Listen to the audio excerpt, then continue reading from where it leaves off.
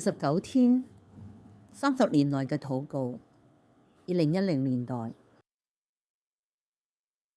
主啊，好感謝你喺30年前有一群嘅熱心基督徒發動咗為期30日喺穆斯林齋戒月裏面去為穆斯林祈禱。我哋深信通過全球代禱者嘅同心禱告，慢慢就改變咗基督徒對穆斯林嘅睇法，化解咗對穆斯林嘅一啲誤解，從陌生、懷疑、懼怕同埋敵對，到而家開始認識同埋了解佢哋。求你喺敵對穆斯林嘅國家裏面，去興起基督徒啊，嚟關心身邊嘅穆斯林朋友。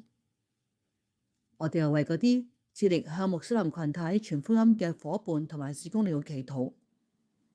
喺有需要嘅穆斯林群體裏面伸出援手，去滿足佢哋身心靈嘅需求。主啊，我求你興起全球嘅基督徒，上你和平嘅使者，